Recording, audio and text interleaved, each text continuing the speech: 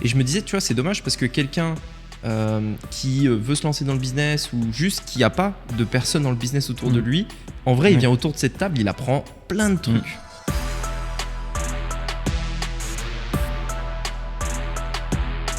On est allé en France et tout, et c'était la deuxième fois. Et Lionel m'avait dit, tu verras, quand ça fera un moment que tu es à Maurice, 6-8 mois, tu vois, tu vas rentrer en France et tu vas péter un câble. Bienvenue dans ce nouveau podcast. Aujourd'hui, on a donc, pour expliquer un petit peu ce dont on va parler aujourd'hui, honnêtement, on ne connaît pas le titre du podcast encore pour l'instant, parce qu'on s'est rendu compte que vous avez bien aimé le podcast de la semaine dernière et on aimerait en fait faire des podcasts un peu plus naturels, tu sais, vraiment faire des conversations le plus naturellement possible, sans préparation, sans sujet. C'était un petit peu la base de ce podcast. Et d'ailleurs, le premier épisode que j'avais fait sur Business Secrets, qui est la version audio du podcast, j'avais dit ça. Oui, c'est vrai. Ouais. À la base, j'avais mon téléphone et j'avais dit clairement, je ferai des podcasts pour raconter mon quotidien, mais zéro préparation, je le ferai avec mon téléphone, etc. Parce que j'ai pas envie de mettre cette pression du matos, etc. Ouais. Donc aujourd'hui, on en est loin vu qu'on a les micros et tout. Mais l'objectif, en fait, c'est vraiment de pouvoir un petit peu, on l'a dit, tu vois, raconter un peu le quotidien du business, raconter des anecdotes, raconter des histoires, partager un petit peu nos projets, ce qu'on pense, etc. et plutôt aller dans cette direction, quoi. C'est ça. Parce qu'au final, on s'est rendu compte que tous les jours, on pouvait faire un podcast avec tout ce qu'on raconte, tu vois. Mais ouais, en fait, c'est ça. En fait, le truc, tu vois, il y a 2-3 jours, j'étais au restaurant avec Lionel. Ouais. Et de temps en temps, tu sais, on fait un brainstorm. T'en avais fait un avec nous une fois ou pas? Je me souviens Non, pas de brainstorm encore. Bon bah voilà, plusieurs fois, tu vois, par exemple, on va au restaurant le midi et après l'après-midi, on prend 2-3 heures pour se poser, tu vois, sur la plage ou au resto et on parle de business, on débat de machin, on se communique nos idées, les trucs qu'il a découverts, les trucs que j'ai découverts, etc. Et en fait, je me dis, on en avait déjà parlé, mais je me dis, putain, mais ça, il faudrait l'enregistrer en fait. Ah, vraiment, parce qu'il y a vraiment des idées de fou quand tu mélanges différents cerveaux comme ça. La dernière fois, on était au resto avec, il y avait Joël, il y avait Lionel, il y avait Quentin et Mathieu que tu connais pas. Joël, tu dois le connaître, tu as déjà dû voir. Déjà vu. Et en fait, on parlait de plein de sujets. Genre, en plus, on était 5 mecs, donc il y avait en partie des sujets de mecs, tu vois. Moi, à la base, j'y allais juste pour manger le midi. Au final, ça a fini à 18h. Mais bon, c'était cool. Et en fait, à un moment donné, tu vois, on a parlé de fiscalité, on a parlé d'expatriation, on a parlé de plein de trucs comme ça. Et je me disais, tu vois, c'est dommage parce que quelqu'un qui veut se lancer dans le business ou juste qui n'a pas de personne dans le business autour de lui, en vrai, il vient autour de cette table, il apprend plein de trucs. Ah ouais. Ne serait-ce que même sur d'autres choses autres que le business, quoi. Ouais, c'est ça. Et puis c'est le côté vraiment de discuter de tout. Et c'est ce que tu dis, c'est que t'as pas forcément la chance d'avoir ces personnes-là, tu vois. Et typiquement, c'est ce qui fait aussi qu'on est à Maurice, c'est pouvoir avoir aussi cette atmosphère-là et pouvoir discuter de ça un petit peu tout le temps parce que ça occupe toute notre vie, tu vois, mine de rien. Ouais, 100%. Et je pense qu'on a fait un bon choix de venir à Maurice, ne serait-ce que pour ça. Ouais, d'avoir l'entourage autour de nous, d'avoir des gens qui entreprennent, même si je pense que on n'est pas au niveau de Dubaï. On n'est pas. Je pense qu'il y a quand même une petite différence entre Maurice et Dubaï par rapport justement au fait d'entreprendre.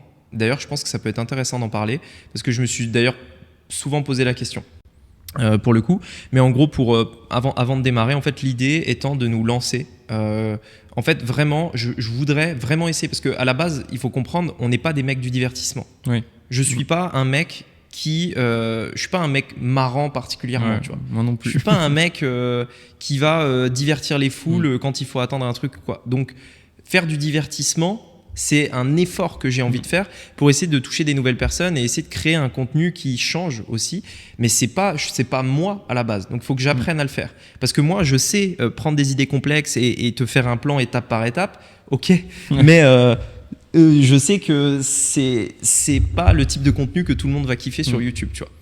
Et donc voilà. C'est pour ça, il faut qu'on arrive à mettre du quotidien. Parce que dans le quotidien, on est quand même fun, tu vois, ça va. Mais oui, voilà, dans le quotidien, on s'éclate un peu. On fait des trucs, on a des sujets où on rigole, tu vois. On n'est pas tout le temps sérieux. Faut le dire. Non, mais en soi, c'est vraiment, c'est prendre les sujets de discussion qu'on a tous les jours et en fait, mettre un petit peu au naturel. Et d'ailleurs, justement, j'aimerais qu'on en discute et aussi, vous, du coup, vous nous disiez un petit peu ce que vous en pensez. Mais on a des idées un petit peu sur la conception. Typiquement, il va y avoir une séance du tournage prochainement. Du coup, on va quand même faire les podcasts, mais on va le faire là-bas. Donc, ça va changer aussi un peu de cadre, ça va changer aussi les journées, etc. Et du coup, c'était peut-être limite, en fait, que vous nous accompagniez sur quelques jours. Alors, pas tout le temps, parce que pour le coup, en termes d'organisation, c'est lourd quand même. Mais ce serait intéressant de pouvoir accompagner, enfin, qu'ils nous accompagnent dans nos journées. Tu vois, quand on est au resto, on parle business. On parle d'autres sujets. Bah ça, tu sais, ça, c'est le format que Gary Vee a créé.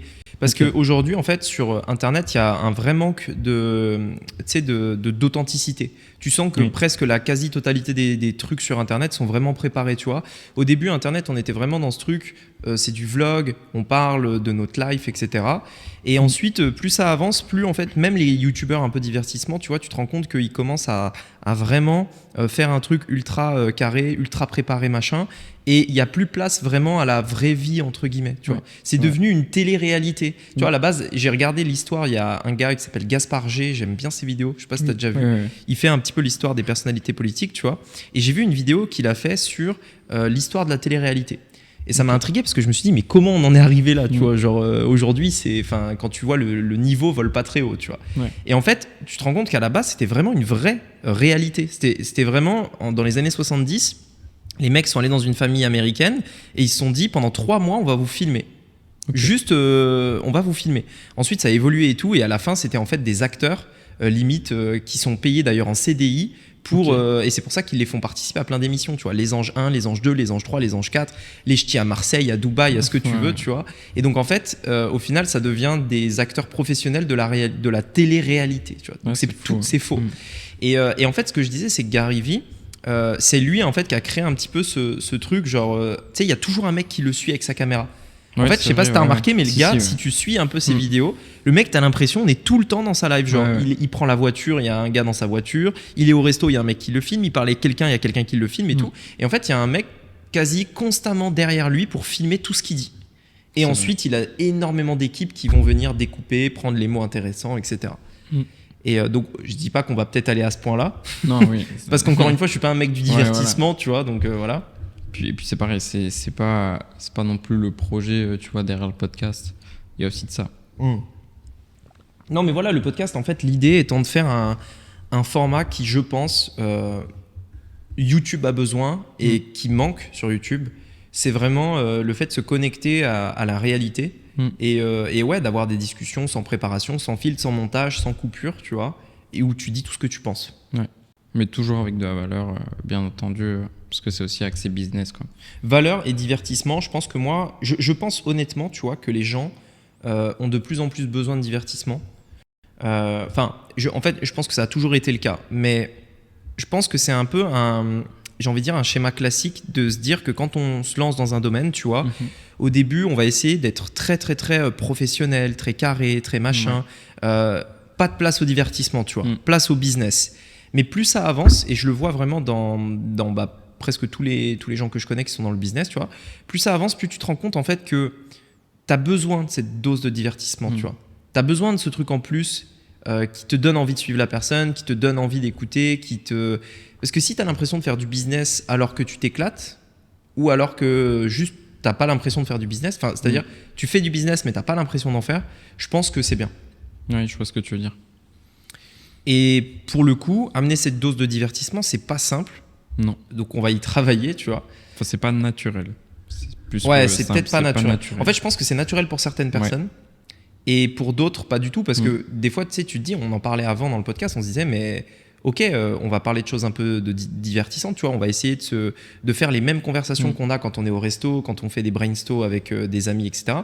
Mais concrètement, comment on amène ça dans le podcast, tu vois. Comment on ramène ce sujet-là, comment on essaye de leur faire part à cette conversation qu'on pourrait avoir avec des amis, etc. Et c'est vrai que c'est technique, il faut arriver à le faire. Et voilà, donc bref, on va essayer. De toute façon, moi j'ai quelques idées, quelques pistes, tu vois, comme le fait déjà de faire venir des invités qui sont pas forcément dans le business, mais qui vont parler d'autres sujets. Le fait simplement de discuter comme ça, un petit peu de ce qui se passe, parce que mine de rien, on a l'impression que nous, il se passe pas grand-chose parce que c'est le quotidien. Oui. Mais j'ai eu un call avec Théophile, là, je te disais, la semaine dernière. Et justement, il me disait, en fait, tu te rends pas compte à quel point ta vie n'est pas normale par rapport au commun des mortels, entre guillemets. Et il me disait, lui aussi, il a mis un peu de temps à s'en rendre compte parce qu'il est allé au resto avec son père et son père lui a dit je comprends pas comment tu fais pour aller aussi souvent au restaurant, tu vois.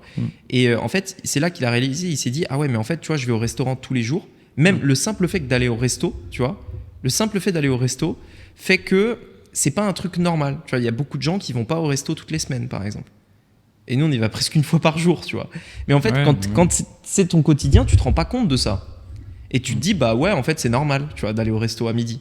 C'est normal, à 16h, j'ai un trou, je sors dehors, je vais sur la plage, tu vois, j'en sais rien. À Maurice, tu vois. Non, c'est vrai. Mais ça a raison. En réalité, je me suis jamais vraiment posé la question parce qu'au final, ça devient ton quotidien, tu vois. Ouais. C'est pas pour se la péter ou quoi que ce soit. Hein. C'est juste que c'est comme tout, tu vois. Au bout d'un moment, tu t'y habitues et ça devient un peu ta norme, du coup, forcément. Bah ouais. Mais c'est vrai qu'il y a plein de choses. Alors, typiquement, on a allé nager avec les dauphins, tu vois. Il y a quoi? Il y a un mois de ça, même pas? Ouais, un peu plus quand même. Ah bon? Je pense qu'il y a 2-3 mois. Hein. Non. Ah, je pense. Mois. C'était quand il y avait Adri qui était là. C'est un pote d'enfance. Donc c'était en avril. C'était peut-être allez, 2 mois, on va dire. Allez, 2 mois. 2 mois. Et voilà, tu vois. Et ouais. Et en fait, ça, forcément, vu qu'on le fait pas tous les jours, nous, ça nous paraît incroyable. Mais en fait, juste le fait que ce soit à 30 minutes de chez nous pour aller nager avec les dauphins, c'est fou. Ouais. Tu vois. Et ces choses-là, je pense qu'on se rend pas compte. Et c'est vrai que ça peut être intéressant, du coup, de partager tout ce côté-là un peu extraordinaire, tu vois, parce qu'on est sur une île, on parle à un public qui est notamment français, de métropole surtout. Donc forcément, tu vois, c'est vrai que ça change, tu vois. C'est là où les gens partent en vacances, là où on vit, tu vois. Ouais, c'est ce qu'on disait, c'est que, tu sais, par exemple, à Maurice, tu peux te dire, mais où est-ce que tu prends tes jours de repos, tu vois, à Maurice? Genre, vu que tu es tout le temps dans un cadre de ouf, où est-ce que tu vas prendre tes jours de repos? Et en fait, ce qui est bien à Maurice, c'est qu'il y a plein d'hôtels 5 étoiles, etc. Et en fait, c'est des hôtels, normalement, pour y accéder, pour aller dans des hôtels comme ça, c'est une énorme organisation parce que tu dois prendre une semaine de vacances. Tu dois payer un billet aller-retour pour aller à Maurice. Donc, c'est minimum, on va dire, 700 € par personne, tu vois, à peu près aller-retour. Je crois que c'est à peu près ça. Ça dépend de la pour le billet classique, on va dire, le moins cher. Et après, vu que tu fais 12 heures de vol, tu vas pas y rester 2 jours. Donc, tu y restes au moins une semaine. Et donc, il faut payer la nuit dans un hôtel de luxe pendant une semaine. C'est 400 € à peu près, minimum. Le moins cher qu'on va avoir dans les 5 étoiles. Et donc, tu vas être rapidement à 4 000, 5 000, 6 000 €. Et encore, si tu es tout seul, tu vois. Donc, si tu commences à être 2, 3, une petite famille et tout, c'est vite des très gros budgets.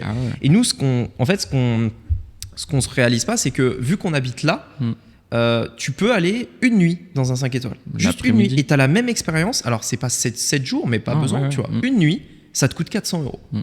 Là où ramener ta famille, machin et tout, faire le vol, le voyage, c'est long, c'est épuisant, machin, il te faut une semaine et ben ça te coûte 10 000 balles. Là où nous, on peut vraiment le faire pour 400 balles. Et ça, c'est le quotidien, en fait. Et c'est vrai qu'on a tendance à pas s'en rendre compte parce que c'est là, en fait, tu vois. Mais... surtout, je trouve que ça va vite parce que dans le sens où ça fait quoi? Ça fait pas non plus, tu vois, des années qu'on est à l'île Maurice. Moi, ça va. On s'adapte hyper vite. Mois. Ouais, c'est un peu ça, tu vois. C'est que au départ, t'arrives, honnêtement, c'est incroyable. C'est une super île, c'est super beau. Il y a un temps de fou furieux. Enfin, c'est incroyable, honnêtement. Mais c'est juste que du coup, tous les jours, en fait, c'est incroyable. Donc, ton quotidien est incroyable, tu vois. Mais du coup, c'est un peu bizarre, tu vois. Non, mais c'est clair. En fait, nous, tu sais, quand on est rentré en France, il y a quoi? Il y a 10... Putain, j'ai pas la notion du temps, c'est un truc vraiment fort. Bon, bref, il y a un mois, on va dire, à peu près. C'était il y a 2 semaines. Non, c'était pas il y a 2 semaines. Non, c'était il y a un mois. Il y a un mois. Un mois. Il y a un mois à peu près, on est rentré en France, on est allé en France et tout, et c'était la 2e fois. Et Lionel m'avait dit, tu verras, quand ça fera un moment que tu es à Maurice, 6-8 mois, tu vois, tu vas rentrer en France et tu vas péter un câble.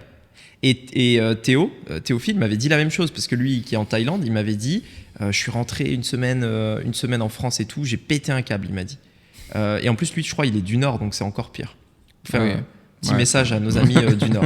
Mais tu vois, je veux dire, en fait, le décalage est encore plus important, c'est ça que je veux dire. C'est-à-dire, tu as vraiment le temps qui est beaucoup moins bien, il fait froid, etc. Et nous, donc, on est vers Grenoble, Chambéry, etc. Enfin, cette zone-là. Grenoble, Lyon, Chambéry, en gros, ça fait un triangle. Et même nous, en fait, quand tu rentres, tu sais, c'est ce que j'avais essayé de t'expliquer. C'est parce que vraiment, c'est une question qu'ils m'ont tous posée quand on est allé au restaurant là avec Joël, Mathieu, Quentin, etc. et Lionel. Et en fait, on en a parlé de ça. Et Et ils m'ont dit, mais genre, j'ai dit à Lionel, bah tu vois ce que tu m'avais dit, ça s'est passé, tu vois. Ouais. Et du coup, ils m'ont dit, mais comment, enfin, explique, tu vois, Comment tu l'as ressenti, enfin, ouais. qu'est-ce que ça fait, tu vois. Et c'est très difficile à expliquer, extrêmement difficile. En fait, c'est comme s'il y avait une sorte de pression. Tu sais, c'est ce que j'essaie de leur faire comprendre, c'est ce que je l'essaye de l'expliquer avec mes mots, parce que va expliquer un sentiment, tu vois, c'est compliqué. Donc, tu vois, je leur dis, je sais pas, je suis rentré, tu vois, et c'était vraiment bien, parce qu'on y est allé en hiver, et en hiver, les gens étaient vraiment de mauvaise humeur, je sais pas pourquoi. En fait, quand tu es en dehors de la France, que tu y vas une semaine en hiver, puis une semaine en mai, t'as l'impression que c'est pas les mêmes personnes, c'est pas les mêmes Français, genre. Vraiment, en fait, quand t'es au quotidien là-bas, tu te rends pas compte parce que c'est une évolution naturelle de l'humeur, j'ai envie de dire. Mais quand tu fais une semaine, tac, ensuite coupure, et tu reviens en mai, t'as une différence de mindset, une différence d'attitude, une différence d'humeur qui est incroyable. Bah ça, on est arrivé en décembre à l'aéroport, on s'est fait engueuler direct dès l'aéroport parce que, tu sais, je te l'avais dit, ils avaient fait, tu sais, en colimaçon, là, tu sais, les barrières avec les ficelles. Il y avait un labyrinthe, mais de 300 mètres, tu vois. Genre, je dis, on va pas faire ça, il y a personne, on va pas faire tout le labyrinthe, tu vois. Donc, je passe en dessous. Et là, il y a la meuf qui est à côté des douaniers, là, tu sais, là où t'as les postes de douaniers. Poste un peu, Et elle fait, oh, faites quoi, là? Elle nous interpelle comme ça, oh, faites quoi? Tu vois. Et t'arrives en France, alors que tu viens de Maurice, donc jamais de la vie à Maurice ils vont faire ça, tu connais un peu les Mauriciens, tu vois. T'arrives en France, premier contact, bam, vous faites quoi? Tu te fais, tu sais, un peu en plus en mode racaille, tu vois. Tu te fais emboucaner. Et après, après pareil pour, il contrôle les sacs à dos, pareil le mec, hyper désagréable et tout. On arrive en mai, rien à voir. Carrément un mec, bonjour, où est-ce que je dois aller? C'est par là monsieur, je vous en prie, allez-y, tu vois. Et vraiment hyper cool.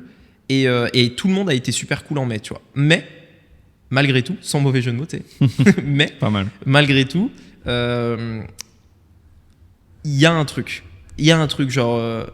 En fait, je sais pas comment expliquer. C'est, premièrement, je pense, une pression quotidienne qui est très difficile à expliquer. Parce que, en fait, c'est comme si tu avais une obligation de montrer quelque chose, une obligation de réussir, une pression à la réussite.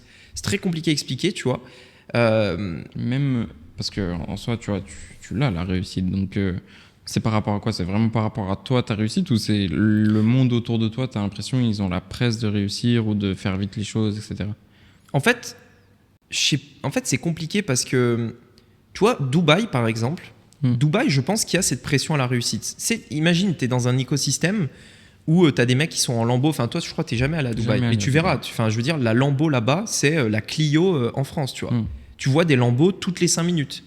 Les classes G, j'en parle même pas, c'est les Twingo en France, tu vois. Vraiment. Pourtant, c'est des voitures à 200 000 euros, tu vois.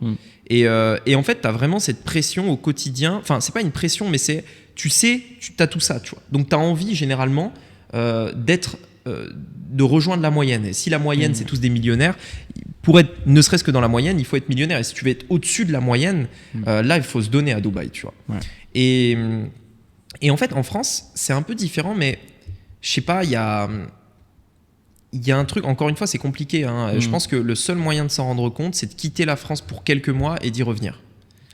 Je pense que c'est le seul moyen. Et je pense d'ailleurs c'est la meilleure façon de vraiment comprendre ce qu'on aime aussi, tu vois, de manière générale. Et est-ce qu'on est fait pour vivre en France avec cette mentalité française, etc.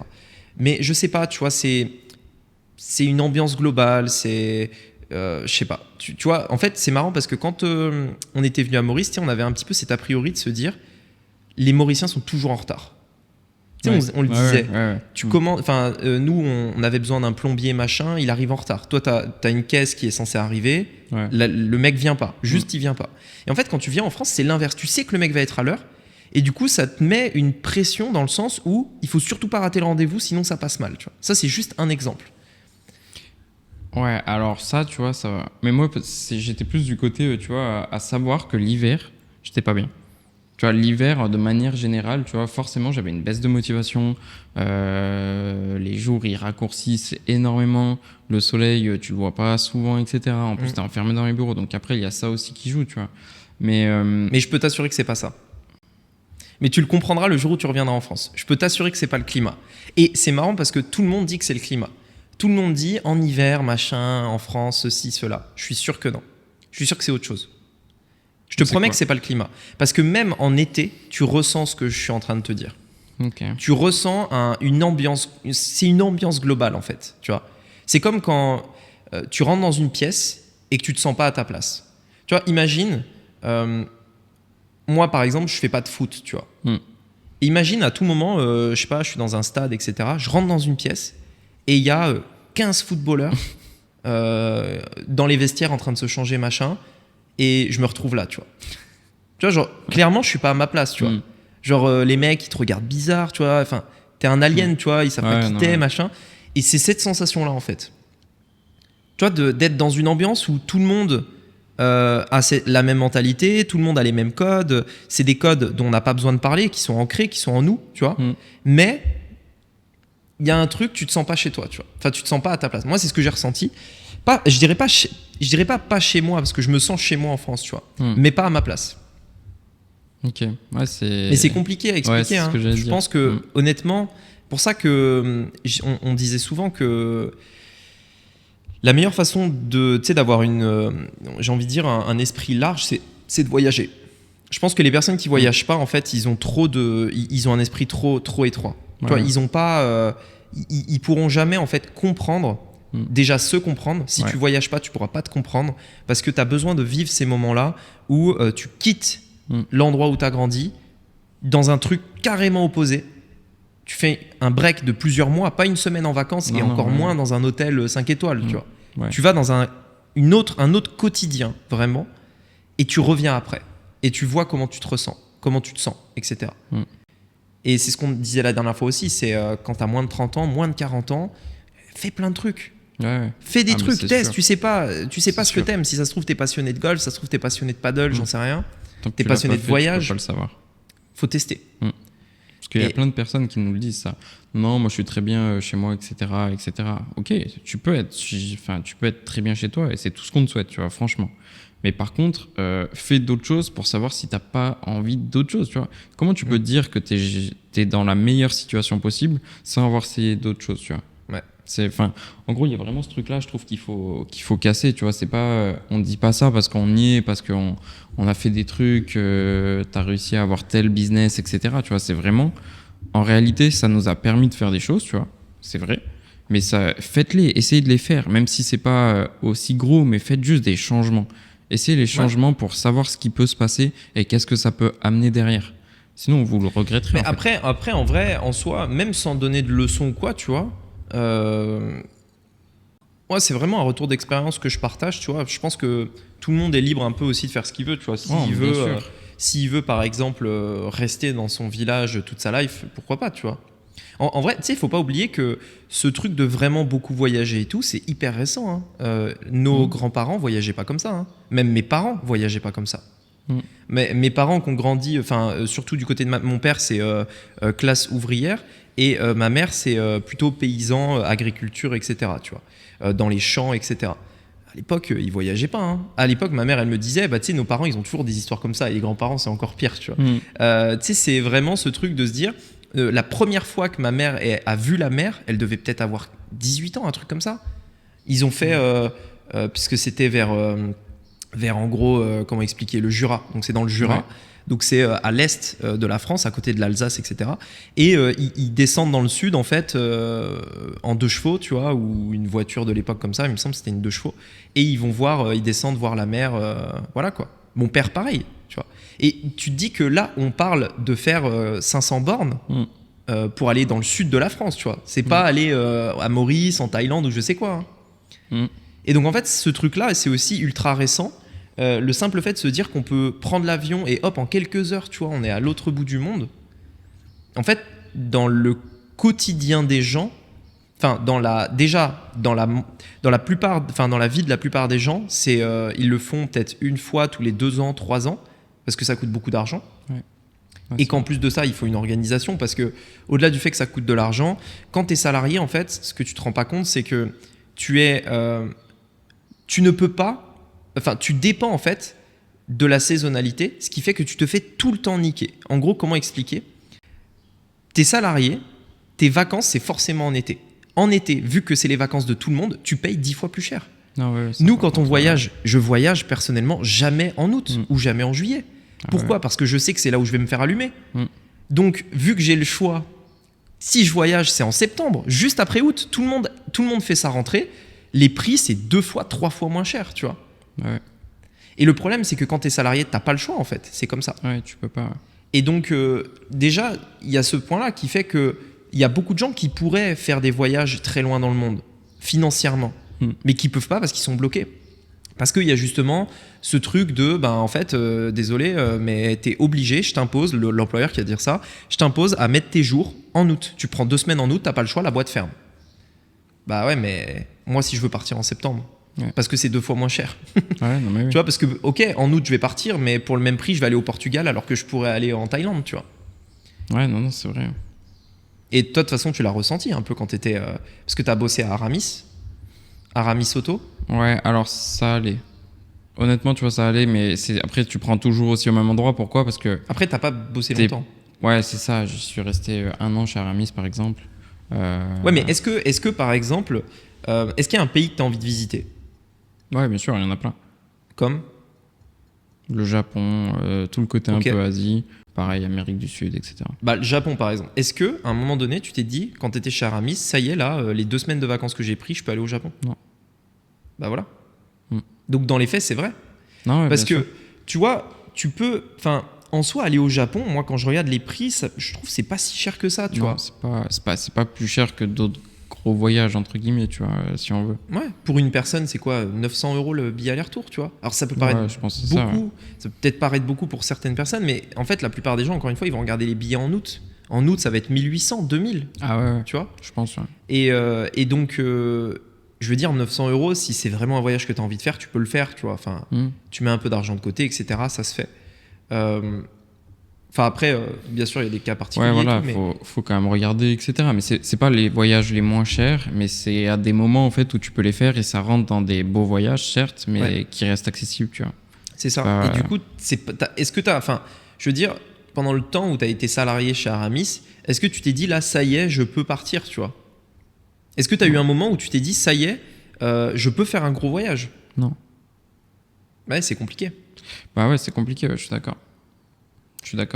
Et pourquoi, à ton avis ? Enfin, toi, il y a plusieurs choses, tu vois. Il y a le côté déjà, ça dépend comment tu pars avec les personnes. Si tu veux partir avec des amis, si tu veux partir avec ta famille, typiquement si tu as des enfants, tu ne peux pas partir en septembre. Ça, c'est un super point parce que pour le coup, quand tu as des amis entrepreneurs, c'est le kiff parce que tu fais ce que tu veux quand tu veux, quoi. Ah ouais, tu peux prévoir des trucs au milieu d'une semaine, partir 3 semaines à côté. Enfin, c'est pas t'es flexible en fait, tout simplement. Tu fais un peu comme tu veux, quoi. Donc non, c'est clair. Je pense qu'il y a cette raison-là, tu vois. Déjà, c'est un peu le côté normé de tout ça. Après, mine de rien, tu vois, c'est pour les enfants, donc ça se comprend, ça s'entend. Ouais. Après, t'as les amis, c'est ce qu'on disait. Les amis, tu vois, si tu veux partir avec tes potes, que t'as prévu un voyage où tu pars à 5 potes, il faut que tout le monde s'accorde. La plupart des... nous, aujourd'hui, on peut pas. Mais c'est simple, si on veut faire des voyages avec nos potes, le seul moyen, c'est en été. Ouais, c'est que en été, ouais. Il n'y a pas d'autre possibilité. Que en été, ouais. Et généralement, ils n'auront pas envie de faire un gros voyage. Enfin, c'est compliqué. Ouais, puis c'est en général, t'as quoi ? T'as 5 semaines par an en France ? Ouais, je crois. Un truc comme ça. Ouais, un truc comme ça. Tu vas en prendre une à un moment parce que tu vas être avec tes enfants, tu vas être avec tes potes, tu vas prendre une petite semaine, tu vois. Après, tu vas poser des jours de temps en temps pour avoir des longs week-ends. Mais en réalité, tu poses rarement 3-4 semaines, tu vois, dessus. Tu te fais rarement une vraie grosse pause, tu vois, qui te permet de te reposer parce que c'est aussi le but, tu vois, quand même. Parce que, mine de rien, tu continues, t'enchaînes tout le temps quand t'es salarié. Ouais. T'as ton salarié, donc c'est des horaires imposés. Et en plus de ça, du coup, après, tu dois faire ton voyage. Donc, pareil, il y a de l'argent qui rentre en compte. Si t'es commissionné, si t'es dans des trucs de vente, etc., tu sais que t'auras 0 vente à ce moment-là aussi. Donc, pareil, tu vois. Donc, en fait, il y a pas mal de choses à voir. Et du coup, tu peux pas te permettre de travailler et d'être en vacances. Nous, c'est ça. Aujourd'hui, demain, je peux partir en vacances et travailler un peu le matin. Je peux partir, enfin, tu vois, je peux agencer mon agenda pour continuer à bosser et en même temps faire ce que j'ai envie de faire tout le reste de la journée. Ouais. Ah, et ça, c'est clair que... Enfin, pour moi, c'est vraiment le truc le plus important, c'est... Ah bah ça, franchement, je le vis depuis 5-6 mois. Ouais, 5-6 mois à peu près. C'est autre chose. Hein. Enfin, honnêtement, c'est une folie. Ça... Enfin, franchement, ça change tout. Pourquoi ? Parce que même si en ce moment, je suis dans la phase, tu vois, on parlait de phase dans différents podcasts, etc., je suis dans la phase où je charbonne pas mal quand même, tu vois. Je suis vraiment à bosser parce que j'ai envie aussi de monter en compétences, etc., etc. Mais ça arrive de temps en temps où je dis que non, aujourd'hui, c'est bon. Pause. On fait un truc, on part, on va faire du quad, on est allé faire les dauphins. Enfin, tu vois, on a un pote qui est venu. Et puis au-delà de ça, au-delà de ça, je veux dire, t'es chez toi. Non, mais ça fait une diff. Tu sais, la dernière fois, je viens chez toi. Là, je sais plus pour faire quoi et tout. Et tu savais même pas que j'étais là, je crois. Parce que, et tu ouvres la porte, je fais, mais qu'est-ce qu'il fait ? Le mec, il sort de son bureau, il est torse nu, en short de sport. Je fais, mais qu'est-ce qu'il branle ? Et tu vois, typiquement ça, par exemple. En fait, ça peut paraître con, mais tu sais, on en parlait. On disait, c'est un truc de fou, c'est que quand tu es salarié, même si tu fais 5 heures dans la journée, si tu as 1 heure de trajet le matin, 1 heure le soir, au final, et même ton temps de pause à midi, c'est pas un vrai temps de pause parce que tu es au bureau, par exemple, ou alors tu es dans la zone autour. C'est pas une pause, tu vois. C'est une pause imposée par ton travail. C'est-à-dire que tu n'as pas le choix. Tu es en pause, tu travailles pas, mais tu n'es pas là où tu veux. Tu es là où tu es obligé d'être. Donc oui, tu travailles pas, mais tu es là. Tu peux pas aller ailleurs, tu vois. Ouais, c'est pas un temps où tu fais autre chose, où tu te poses vraiment, tu vois, ok, tu vas te mettre sur ton tel pendant, allez, je sais pas moi, 30 minutes, mais enfin bon, tu vois, tu peux faire d'autres trucs, je sais pas, je préfère rentrer plus tôt chez moi, enfin, il y avait plein de trucs, tu vois, comme ça. Après, on dit ça dépend de ton boulot. Le pire, c'est, je trouve, quand t'as des pauses imposées de 2 heures le midi, tu vois. Bon, t'as 2 heures de pause le midi. Ouais, limite, tu te fais chier, tu tues le temps. C'est terrible. Tu passes une heure si t'as une demi-heure de chez toi en voiture. Donc, au final, t'arrives chez toi, c'est la course pour te faire à bouffer. Enfin, tu profites pas du moment, tu vois. Et pourtant, tu rentres chez toi, il est bien 19h, 20h, tu vois. Ouais. Et parce qu'en fait, t'as vraiment le truc d'aller au bureau, etc. Et tu vois, il y a un truc fou, c'est que je pense qu'il y a beaucoup de gens qui se sont rendus compte de cette vie-là moins bien avec le confinement. Mais tu vois, je pense que le confinement, on a vu beaucoup de choses négatives sur le confinement parce que je pense que c'est aussi le rôle des médias, tu vois, de donner le négatif. C'est pour ça qu'on regarde jamais les médias parce que c'est ce qui fait vendre, c'est le négatif, tu vois. Mais objectivement, je pense qu'il y a beaucoup de gens qui ont kiffé ça. Je pense qu'il y a beaucoup de gens. Alors, il y en a, ils ont besoin de cette vie de bureau, ils ont besoin d'être avec des gens, etc. Ok. Mais je pense qu'il y a beaucoup de gens qui ont kiffé ce truc de se dire putain, je suis chez moi, je peux être en visioconférence et en caleçon si on voit que ma chemise en haut, tu vois. Je peux faire tout ça, tu vois. Je peux aller me servir un café quand je veux, je peux aller faire un bisou à mes enfants entre 2 réunions, etc. Et ça amène la productivité. Parce qu'en réalité, enfin, bon, après, j'en ai pas fait, du coup, je pense qu'il y a peut-être aussi des trucs qui sont calculés, enfin, des logiciels, etc., tu vois, pour voir le nombre d'heures que tu as passé dessus, peut-être. Mais en réalité, tu es en télétravail, tu fais ta tâche rapidement, en théorie, tu as fait ce que tu devais faire, tu vois, du coup... il n'y a pas un boss pour te regarder et regarder ce que tu fais. En contact avec des clients ou quoi, tu vois, que tu as des calls à passer, c'est différent. Mais quand tu as d'autres choses à ce niveau-là, je pense que, tu vois, c'est vraiment possible et du coup, ça t'amène la productivité. Celle où, justement, tu n'as pas quelqu'un qui est derrière toi à te dire, bah tiens, tu as peut-être ça encore à faire, tiens, regarde ce que je t'ai envoyé ou quoi que ce soit, tu vois, tu as fait ton job en soi. Donc, non, mais c'est clair. Je pense que c'est vrai, il y a eu des bons aspects à ça. Et ça a permis aussi de libérer les gens un petit peu de ça, tu vois. Parce que mine de rien, tu vois, moi j'aime beaucoup avoir des contacts avec l'équipe, etc. Tu vois. Mais en fait, tu peux l'avoir mine de rien avec ça. Bah, tu t'en rends compte maintenant. Parce que regarde, tu sais, c'est marrant parce qu'on en parlait la dernière fois avec Maxime. C'était pour quand on parlait d'un projet de mastermind qu'on veut faire. Oui.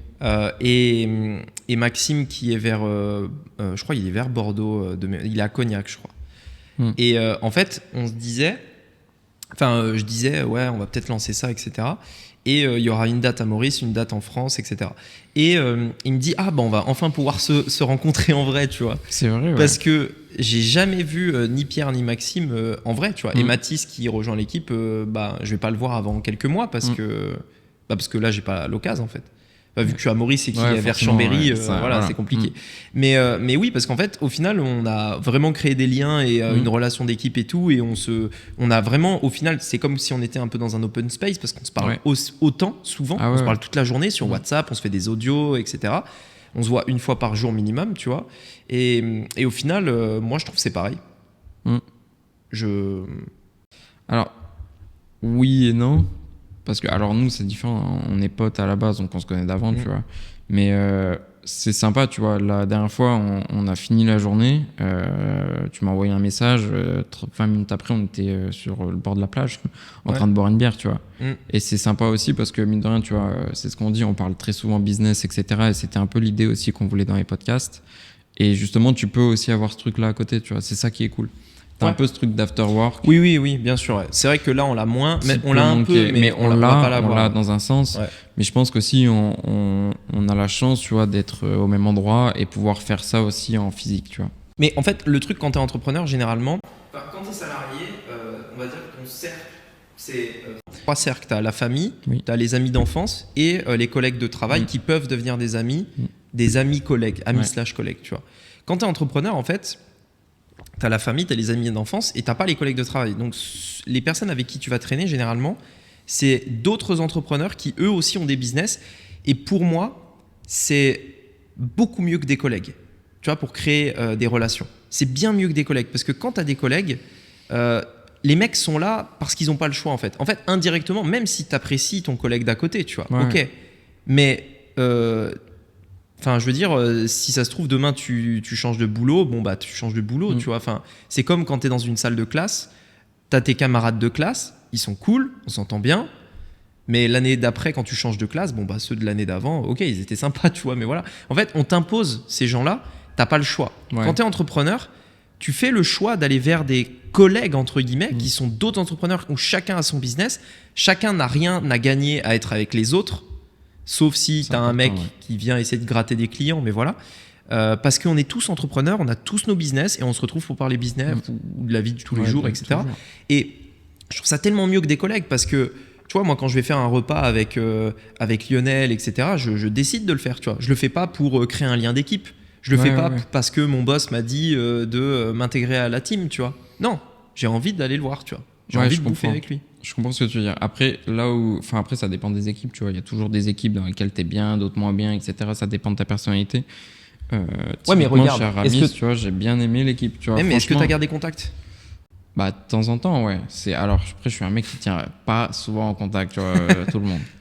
Mais c'est la preuve, tu vois.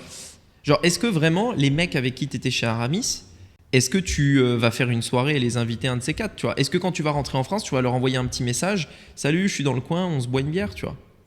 En vrai, ouais. Tu vas le faire ? Ouais, franchement, ouais. Parce que, très sincèrement, tu vois, l'équipe, c'est une très bonne équipe, tu vois. Enfin, c'était une équipe, tu vois, on sortait le soir ensemble, on faisait des choses, on discutait au-delà, tu vois, de juste, ça va, il fait beau, tu vois. En réalité, tu vois, il y avait des bons liens. Donc après, il y avait aussi... Francesco, donc qui est un ami aussi pareil d'enfance, qui bossait aussi avec moi là-bas, donc c'est sûr que ça a créé des liens, l'équipe aussi, tu vois, ça faisait des soccer, enfin voilà. Donc en vrai, tu vois, ça va. Par contre, je suis d'accord que c'est forcément moins fort que ce que typiquement, tu vois, avec Lionel. Lionel, je suis arrivé ici, on a vite accroché, tu vois, Quentin, Marine, etc. Donc il y a un petit groupe ici, et tu vois. On est pas mal proches, tu vois. Enfin, c'est super cool. On discute de plein de sujets, enfin, tu vois. Et c'est là où ça dépasse le côté collègue. Et c'est là où je trouve, tu vois, il y a quand même une différence, mine de rien, quoi qu'il arrive, entre tes collègues et tes amis, et du coup, les entrepreneurs amis, parce que c'est un peu ça aussi, tu vois. Et du coup, t'es désintéressé, ça change tout dans les relations. T'es pas de pression aussi qui t'englobe. Tu vois, en fait, tu crées pas de lien par pression. Il y a aussi ça qui joue, par contre. Tu vois, parce que mine de rien, t'es dans le salariat, t'as forcément une pression, qu'elle soit positive, négative, t'as toujours une pression, et du coup, qui te force à créer des liens autour de ça. Alors que là, je trouve que par contre, c'est pas du tout ça, tu vois. C'est plus naturel, c'est plus bienveillant. C'est même l'opposé, parce que généralement, nous, quand on se voit, c'est en claquette. Ah oui, voilà. Claquette short, voilà quoi. Là, on a fait un effort. Là, on a fait l'effort de mettre un t-shirt. Là, je suis au max. Mais tu vois, ça me fait penser à un truc, c'est imagine par exemple, tu reviens en France, tu revas voir tes collègues de boulot, etc. Est-ce que tu n'aurais pas une appréhension vu que tu viens de Maurice, tu vois, ils savent que tu es expat à Maurice, etc. Parce que moi, c'est toujours un truc que j'ai détesté faire, revenir après des mois, tu sais, en mode I'm back, tu vois. Et tu as l'impression, tu as 10 000 personnes, ils vont te poser des questions. Moi, j'aime pas, j'ai pas envie de parler de ma vie, enfin, j'aime pas parler de ma vie comme ça, tu vois, où tu as des mecs, alors c'est comment, machin et tout. Genre, t'as pas ce truc-là, toi ? Alors, si, un petit peu. Après, je suis un peu comme toi, j'aime pas trop parler de ma vie, je m'étale pas sur mes sentiments, je m'étale pas sur tous ces trucs-là, tu vois. Vraiment, je suis dans les faits, tu vois. Il s'est passé ça, c'est tout. Mais voilà, tu vois. Après, en fait, je suis un peu comme ça de manière générale, tu vois. Je reviens après un temps de temps. En fait, j'aime pas parler par message, tu vois. Je trouve que ça perd le naturel, ça perd toutes ces choses-là. Du coup, de base, je tiens pas forcément tout le temps quand ma famille m'en veut, mes amis m'en veulent. Ils l'ont accepté, ça va mieux. Mais en gros, voilà, je suis comme ça à la base. Et si, j'aurais une petite appréhension, tu vois, parce qu'il va y avoir toutes ces questions, tu vois, et ça va être un moment où, en gros, on va me demander si ça se passe bien, si toutes ces choses-là, tu vois, ça va pas être un moment pure convivialité, tu vois, où tu racontes des histoires au pif, enfin, c'est différent, tu vois, comme mood. Donc, c'est plus ça. Après, ouais, je pense que c'est un art de répondre aux questions aussi, tu vois, et il faut pouvoir détacher de ça, et, tu vois, et changer de sujet. Et moi, généralement, je réponds ouais. Alors, c'est bien, Maurice? Ouais. Ouais, c'est top. Non, mais oui, ouais, je vois ce que tu veux dire. Mais en fait, moi, c'est juste que j'aime pas. En fait, j'ai l'impression que si je commence à raconter la vérité, je vais me vanter, en fait. Pas parce que je me vante, mais parce que juste la réalité fait que tu te vantes si tu le présentes. Tu sais, même toi, plusieurs fois, tu l'as dit depuis le début du podcast. C'est pas pour se vanter, tu vois. Ouais, non, c'est mais vrai, c'est ça, ouais, tu vois. Genre, ouais, on te dit, vrai. bah alors, c'est comment, Maurice? Bah écoute, il fait beau tout le temps. Franchement, ça coûte pas si cher que ça. On peut aller au resto régulièrement, etc. Enfin, tu vois, en fait, très rapidement, si tu racontes la vérité, t'as l'impression que tu te vantes, en fait.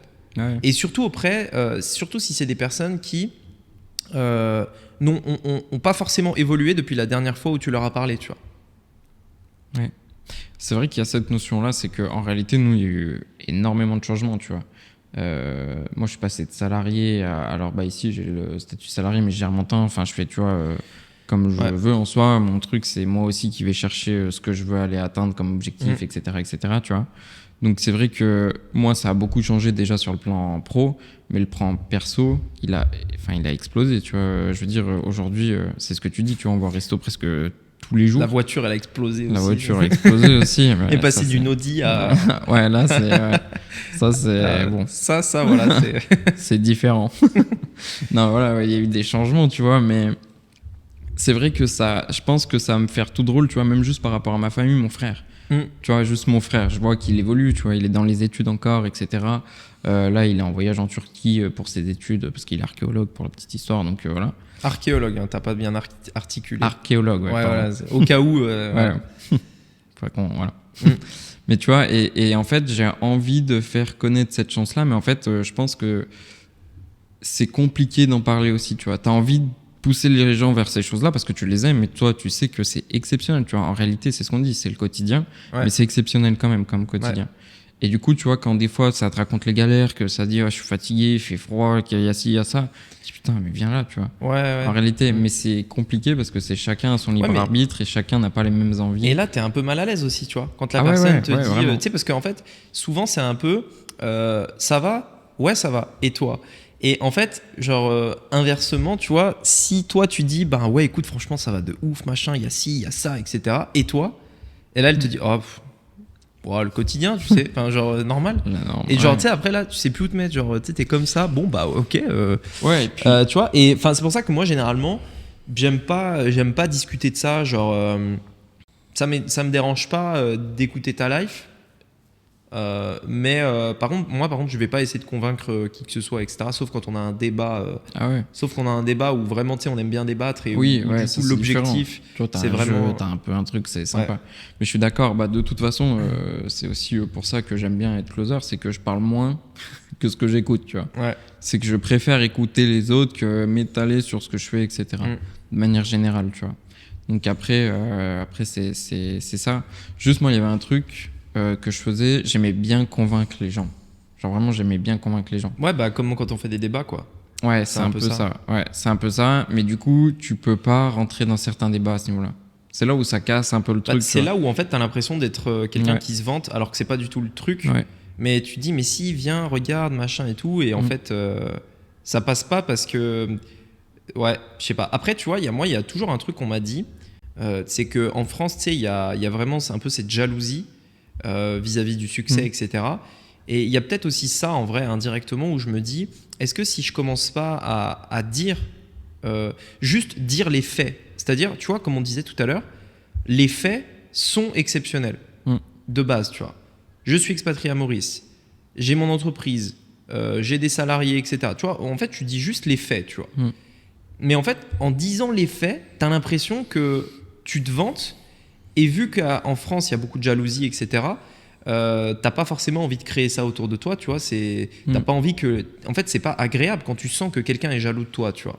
C'est pas agréable, en fait. Alors, c'est pas agréable, mais il y a aussi, je pense, le côté... Enfin, c'est protéger aussi la personne que t'as à côté, tu vois. Typiquement, quand c'est ton cercle très chaud, tu vois.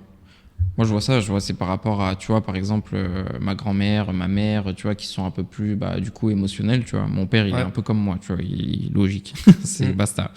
Mais et c'est des trucs, tu vois, tu peux pas trop en parler non plus parce que vu qu'elles vont pas comprendre plein d'aspects, pourtant elles me souhaitent de réussir, elles sont très contentes que je sois là, etc. Tu vois. Ah oui, non mais oui, je vois ce que tu veux dire. Mais tu peux pas en discuter. Oui, c'est normal, ils vont pas comprendre. Oui. Ouais, mais au-delà de pas comprendre, tu vois, c'est que va y avoir des jugements, quoi qu'il arrive, dans tout ce que tu fais. Dans ta famille. Des jugements, j'exagère un peu peut-être avec le mot jugement, tu vois, mais va y avoir des avis en tout cas qui vont être donnés. Et c'est des avis, éclatés, quoi. Ouais, c'est ça, c'est que tu sais pas ce qu'il en est. Tu donnes énormément d'avis. Je te remercie d'essayer de me donner tous les conseils que tu peux me donner. Tu vois, t'es ma mère, t'es ma grand-mère. Donc, y a pas de souci. Mais en réalité, j'esquive tous les sujets qui parlent de boulot. J'esquive tous les sujets qui parlent de ça parce que, tu vois, ça, en fait, t'y viens à un moment. Quoi qu'il arrive, t'y viens à un moment. Et ça va venir de toutes les personnes qui sont pourtant les plus proches de toi, tu vois. Ouais. Et c'est pas une mauvaise chose en soi, tu vois, ils le font d'un bon œil pour eux, n'empêche que c'est terrible. Parce que du coup, forcément, tu vas dire des choses, mais du coup, ces choses-là, ils vont pas les comprendre. Enfin bref, tu vois, c'est une escalade. Et au final, tu préfères parler de j'ai nagé avec les dauphins que le reste, tu vois. Oui, réalité, non, mais c'est clair. C'est vrai, tu vois. Si je dois parler de ce que j'ai fait ici, je raconterai, tu vois, le cadre plutôt, pour peut-être leur donner envie de venir en voyage et profiter de ce cadre-là, que de ma life est folle parce que y a ça, et tu vois, en plus je peux faire ça à côté, enfin tu vois, je pense que ce sera ça. Mais ouais. Ouais, ok. Bon, en tout cas, c'est cool du coup qu'on puisse parler de sujets un peu, tu vois, un peu divers aussi comme ça. Juste, moi, il y avait un point qui m'intéressait. J'en ai parlé tout à l'heure dans le début du podcast, c'est par rapport à Dubaï. Ouais. En gros, comment expliquer t'es Maurice vs Dubaï. Parce que pour le coup ça n'a vraiment rien à voir. Enfin, je sais même pas comment on peut le comparer en fait, tu vois. Et toi t'as pas vu Dubaï. Non, mais je suis bref, pas encore là Dubaï. Tu verras. Il y a en fait un truc. Pourquoi je dis ça? Parce que je pense qu'il y a énormément de choses à retirer de Dubaï, qu'on peut s'inspirer pour beaucoup de choses, notamment à Maurice pour le business, tu vois, ce qui se fait, etc. Et tu sais, on en parlait par rapport au podcast. C'est pour ça que j'en parle là. Tu sais, le fait peut-être de faire évoluer le podcast avec éventuellement un studio, etc. Ouais. Mettre en place un studio, enfin on verra si on peut le faire, enfin si on le fait en fait, déjà si elle est bien disponible, etc. Il y a plusieurs paramètres quand même. Ouais, il y a plusieurs paramètres. Mais tu vois, on se posait la question, parce que c'est un peu le débat au début de ce podcast, tu vois, qu'est-ce qu'on va faire de ce podcast un petit peu? Est-ce qu'on essaye de vraiment faire des épisodes avec vraiment des stratégies business, machin, etc. Moi je pense pas que ce soit la bonne solution. Je pense pas que les gens veulent ça. D'autant plus qu'il y a beaucoup d'autres vidéos, tu vois, sur la chaîne où on parle vraiment business. Mais je vais continuer de parler de business, mais je pense que de plus en plus, on va aller vers plus de divertissement parce que je pense que c'est ça ce dont les gens ont besoin, tu vois. Vraiment, je pense que c'est ça qu'ils retiennent, etc. Et si après, derrière, ils veulent vraiment aller dans la technique, dans la stratégie, ils savent qu'il y a des formations pour aller plus loin, tu vois. Mais je pense que sur YouTube, tu as besoin d'être diverti, tu as besoin de rêver, en fait. Tu as besoin de YouTube pour rêver. Tu as besoin d'un mec qui te montre, pas qui va te dire quoi faire, mais qui te montre le résultat final, tu vois, pour si tu es salarié, si t'es pas bien dans ta vie, si tu veux changer, si machin, te montrer ce qui est possible. Et je pense qu'en fait, montrer trop de technique, tu vois, ça dessert. En fait, là où je veux en venir, c'est que on va essayer de faire évoluer le podcast, tu vois, vers un format qui va être un peu plus naturel, un peu plus souple, etc. Et tu sais, on se pose souvent pas mal de questions par rapport à ça. Ouais. Donc il y avait le fait de se dire, bah tiens, est-ce qu'on prendrait pas un studio dans lequel on fait un cadre, on peut inviter plein d'entrepreneurs, c'est aussi un endroit. Et moi, je te disais, au passage, j'achète un bien, un truc de 30-50 mètres carrés, tu vois. On fait un studio ouf. Et ensuite, j'en profite pour, du coup, et c'est là où je disais Dubaï a du sens, c'est que je m'inspire de Dubaï parce que je pense qu'il y a vraiment des business un peu d'avenir, tu vois, si tu regardes bien. Et je loue ce studio podcast à d'autres créateurs de contenu, parce que la création de contenu, c'est amené à se développer à fond. Et en fait, tu as un studio qui est là. Nous, on s'en sert tout le temps, c'est notre studio, tu vois. En plus, Mais j'en profite pour louer le studio de podcast, tu vois. Et voilà quoi. Donc on verra un petit peu comment ça va évoluer. Mais en tout cas, je pense que ce format-là, il est cool. Ouais. En vrai, même toi, au final, ça te plaît pas mal. Ouais, moi j'aime bien. Ouais. Le format est cool, mais il faut qu'on trouve un petit peu aussi les différents sujets, les différents trucs, quoi. Ouais, c'est ça.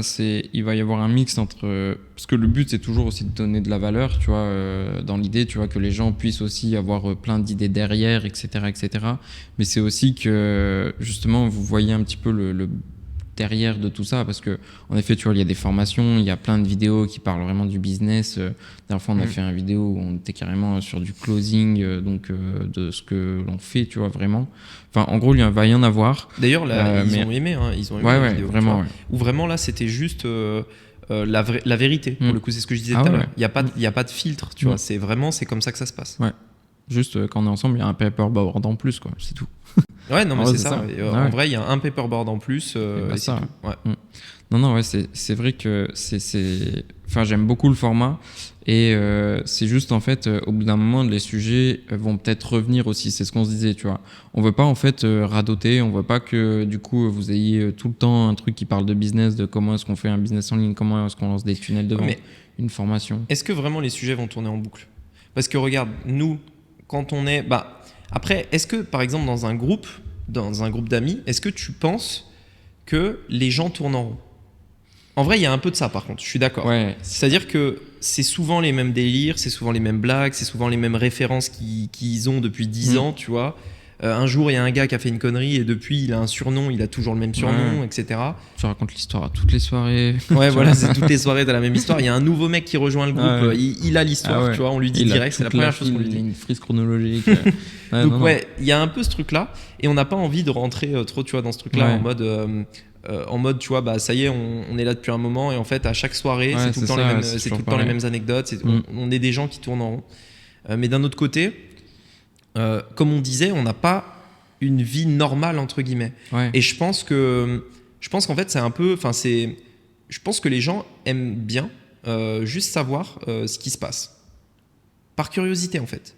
Ouais, et puis ça peut donner ce qu'on disait en soi, il y a tout ce qu'il faut typiquement pour apprendre à faire les choses, pour arriver à ce stade de pouvoir s'expatrier, etc., tu vois. Il y a tout ce qu'il faut en réalité. Juste après, il faut avoir l'envie, etc. Enfin, ça, on en parle à chaque fois. Mais il y a tout ce qu'il faut. Donc, c'est vrai que c'est aussi montrer ce côté-là de qu'est-ce qui peut peut-être te donner la niaque à toi qu'il n'a pas encore trouvé. Moi, je sais que ça a été très longtemps un de mes soucis, par exemple. C'est de ne pas savoir vraiment ce qui me motive, qu'est-ce qui me drive, tu vois. Et du coup, aujourd'hui, c'est quoi ? Ce qui me drive, tu vois, c'était justement aussi de m'expatrier. Je l'ai cherché, j'ai posé mes vision boards, donc il y en a plusieurs, tu vois. Mais dans l'idée, tu vois, c'est aussi faire ce travail-là, avoir les idées, aller les chercher, tout simplement. Et je pense que c'est aussi le rôle, du coup, de ce podcast, et c'est ce qu'on disait, tu vois, c'est le côté divertissement, amène aussi la vision, du coup, d'une vie qui est pas la norme, en tout cas, tu vois, qui est pas de tous les jours, et qui peut te donner envie d'aller chercher tout ça. Et d'ailleurs, c'est un sujet un jour que j'aimerais bien qu'on creuse parce que c'est un sujet profond, mais c'est vraiment aller chercher son pourquoi, tu vois. Pour le coup, ça, c'est un truc qui a été ultra long pour moi et pourtant, j'ai investi. C'est vrai qu'on en a déjà parlé. Sur les objectifs. Ouais, c'est vrai qu'on en a déjà parlé. Mais il y a un podcast sur les objectifs c'est vrai. que vous pouvez aller voir, je vous invite à aller regarder. On parlait de ça. On l'a dit, ouais. En vrai, je pense que le sujet a été bien développé. Ouais, je suis d'accord. C'est vrai. Le sujet a été bien développé. Mais du coup, juste par rapport à Maurice, tu avais dit que en gros tu voulais un peu t'expatrier et tout, et là du coup vous prévoyez quoi Là, alors cette année on pose un peu tout, tu vois, c'est l'idée. Aujourd'hui c'est pas une priorité pour nous d'acheter, donc ça c'est des choses avec on va discuter. On a vraiment envie de bouger un petit peu là, vraiment ça va être l'idée aussi, même dans un an, ça va être de bouger, de faire 2 mois quelque part, 2 mois ailleurs, etc., voir justement, en fait, connaître un petit peu tout ce qu'on a envie de pouvoir connaître pour faire des bons choix.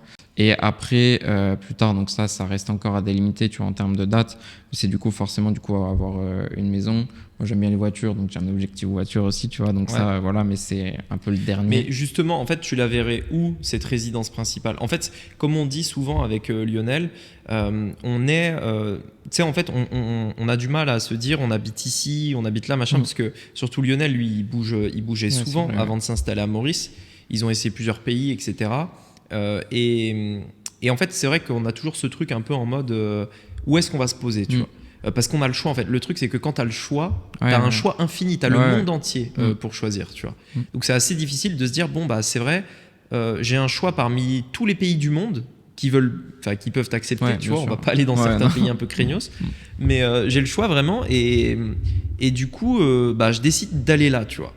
Et nous, moi, c'est vrai que, en fait, Lionel, il dit, c'est non, je crois que c'est Joël qui disait ça, c'est une base arrière. C'est-à-dire, un peu genre, tu vas bouger dans le monde entier, mais c'est ta base, tu vois. C'est genre ton QG. C'est chez toi. Si tu dois revenir, ou si tu dois dire à quelqu'un t'habites où, c'est là que t'habites, tu vois. T'es pas un mec en vadrouille, tu vois.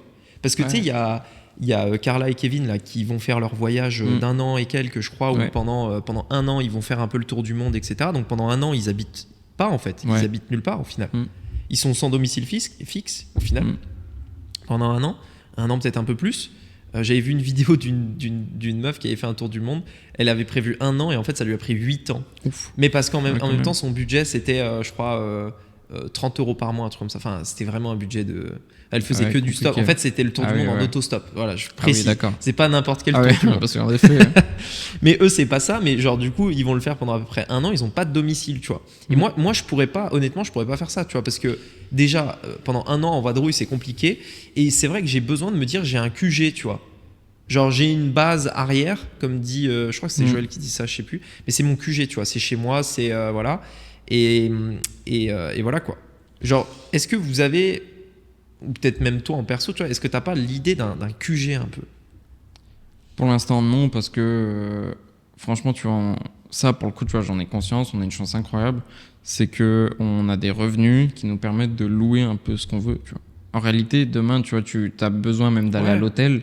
En réalité, tu peux te dire, bon, j'ai pas de logement, Osef, je me prends 3 semaines, 1 mois d'hôtel.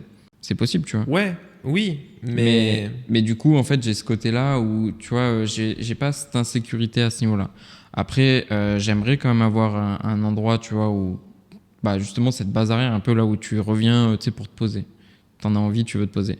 Mais j'ai envie d'abord de savoir où est-ce que je veux la faire, cette base arrière. Ouais. C'est ça qui me manque aujourd'hui. J'aime beaucoup la France. Je veux avoir un logement en France, tu vois, plus tard. Reviens-y après quelques mois, tu verras.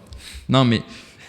non, mais en vrai, tu verras. En fait, parce que comme je te dis, pour vraiment savoir ce que t'aimes, il faut y aller et revenir. Tu sais, c'est comme quand tu pars en vacances. T'es bien pendant tes vacances, etc. Et c'est le départ qui te fait chier parce que tu te rends compte, ah putain, c'était bien, machin et tout. Donc il faut y aller et revenir pour vraiment savoir, tu vois. Ok. Mais par contre, j'ai vraiment besoin de cette sécurité. Pour moi, c'est vital. Pour moi, la location n'est pas. Je me sens pas en sécurité dans une location.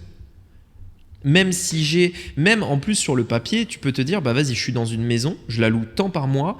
Et les faits montrent que je pourrais louer ça pendant 10 ans, par exemple. C'est-à-dire que j'ai le cash disponible pour être locataire 10 ans, même si j'arrêtais de travailler aujourd'hui, par exemple. Imaginons, tu vois, ce scénario.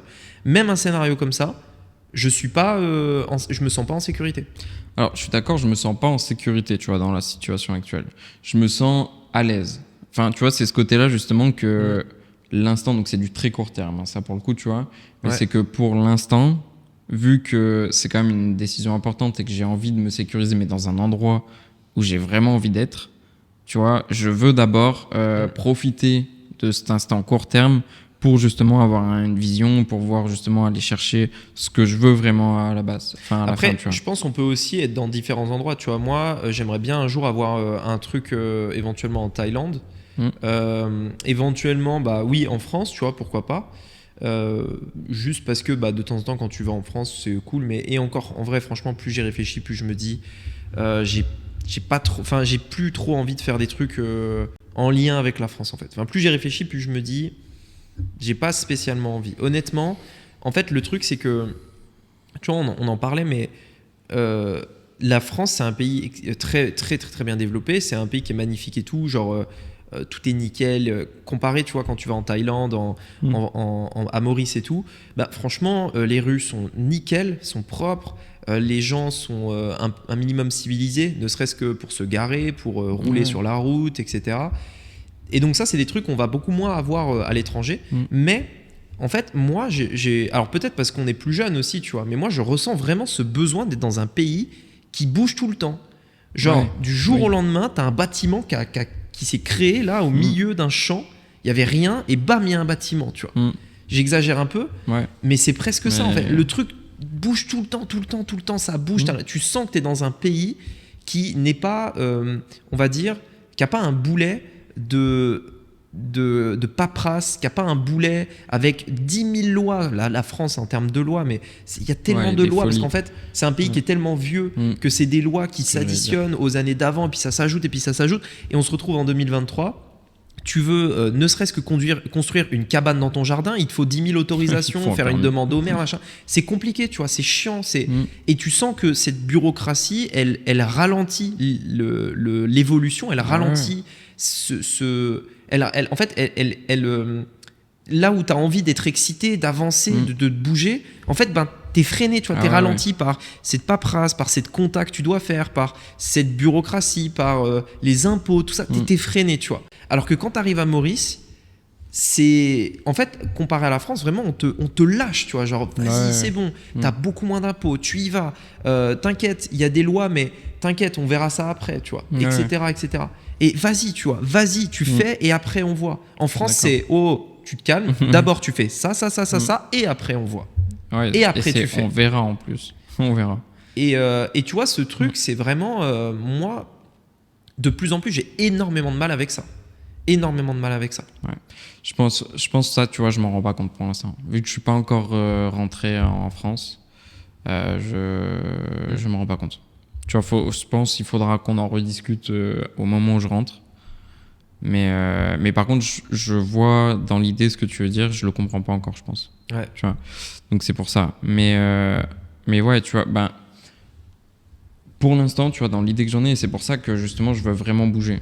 C'est vraiment l'idée, tu vois, je veux savoir où est-ce que j'ai envie d'avoir ma première maison, parce que l'idée c'est d'en avoir plusieurs, tu vois, et justement c'est ce que tu dis, c'est d'avoir un petit peu un pied-à-terre quelque part dans tous les endroits où t'aimes aller.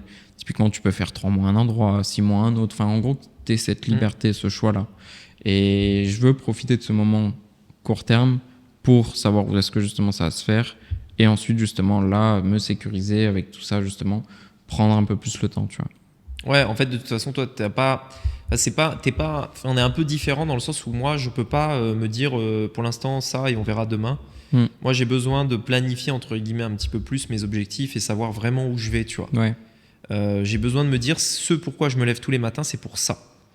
Et ça, ce sera avant tel moment que je l'aurai, tu vois.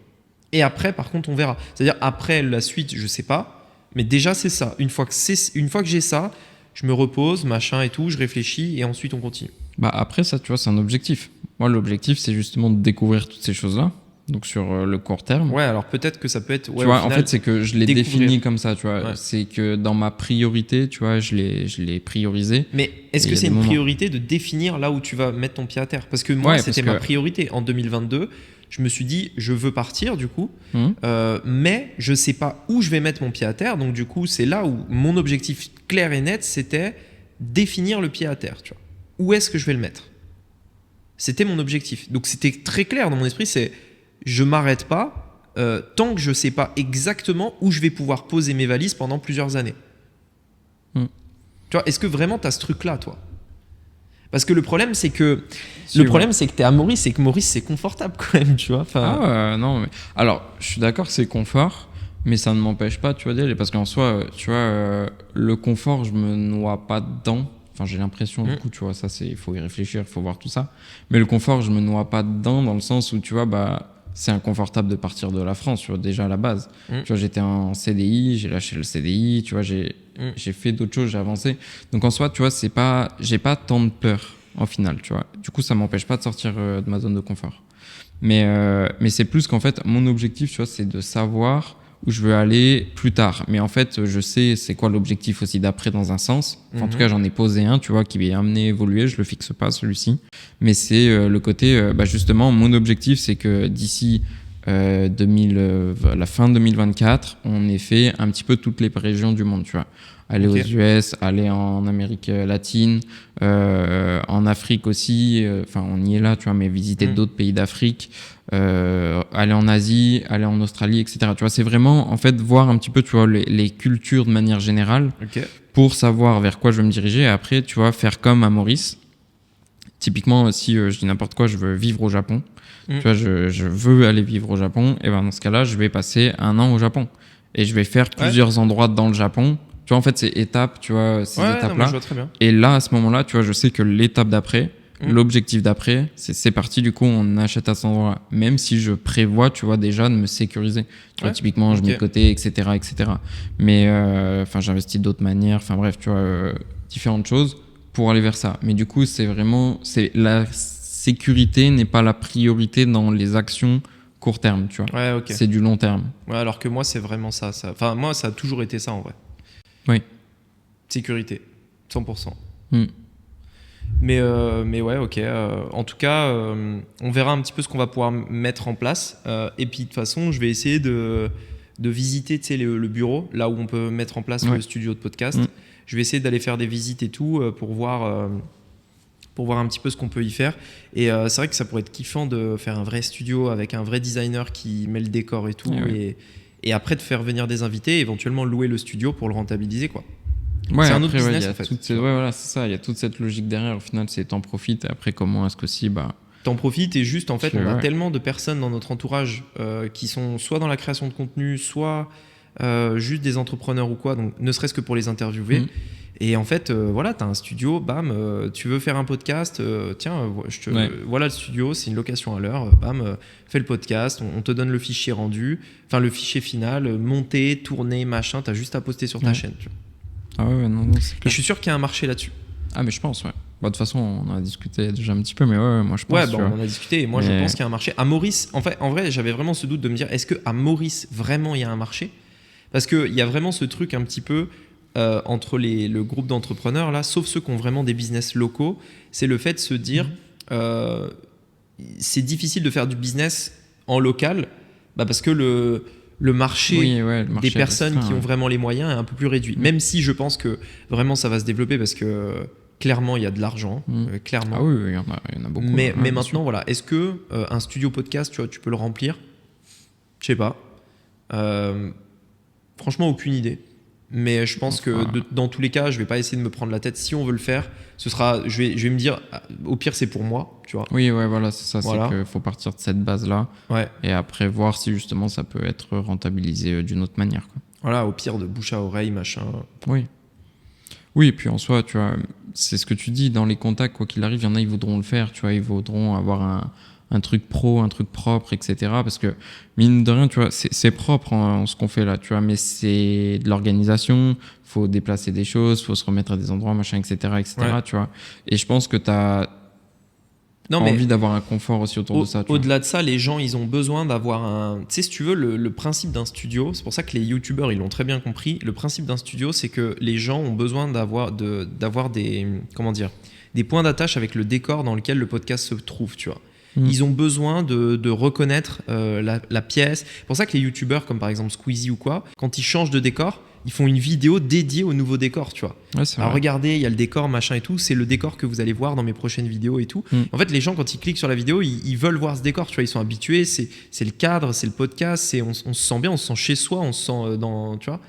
Et c'est important en fait qu'il y ait un décor aussi qui match avec ce qu'on veut faire.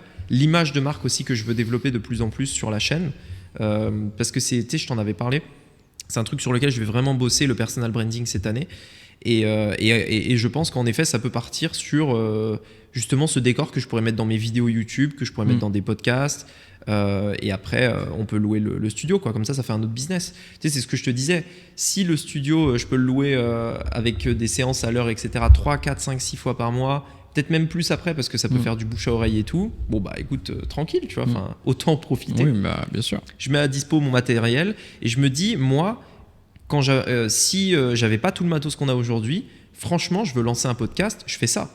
Oui, ouais, je me prends, franchement, c'est zéro prise de tête. Mm. Toi, t'as pas d'équipe à payer pour faire le montage, le machin, le truc. T'as pas à acheter le matos qui coûte extrêmement cher. Ouais. On est entre 10 et 15 000 euros, tu vois, de matos, donc ça coûte très cher pour faire des vidéos. Hein. Ouais. Donc ça coute extrêmement cher, tu vois. Avant de rentabiliser la location à l'heure que tu vas faire, il te faudra peut-être 2-3 ans de vidéo, tu vois. Et en plus de ça, bah, c'est très compliqué d'avoir un cadre où l'ambiance est contrôlée. C'est-à-dire la lumière est bonne, ce qu'il y a derrière c'est bien, l'audio est bon, c'est-à-dire il n'y a pas des trucs qui crient, qui machin, etc. Il n'y a pas d'écho, etc. Même là, je trouve il y a trop d'écho, tu vois. Il y a trop d'écho ici. Ouais. Et tu vois, tout ça, c'est très compliqué à maîtriser. Il faut avoir les compétences, il faut avoir le budget, etc., etc. Et moi, je me disais, ouais, franchement, si je démarre de zéro sur YouTube, ou que même si je démarre pas de zéro, mais j'ai une chaîne, à mes débuts, moi, j'aurais rêvé avoir des studios comme ça, dans lesquels tu y vas, bam, tu poses ton truc, tu fais ton machin, et puis voilà, quoi. Et oui, ça coûte de l'argent, mais derrière, ça te coûtera beaucoup moins cher pour la même qualité. Et tu auras un contenu autrement professionnel. Quoi.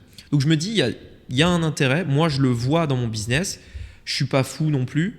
Je sais que c'est pas parce que moi j'ai envie d'un truc que j'en ai besoin. Donc je regarde aussi ce qui s'est fait à Dubaï, parce que Dubaï c'est en train de se passer. Les studios de podcast, je pense que ça va se développer de plus en plus.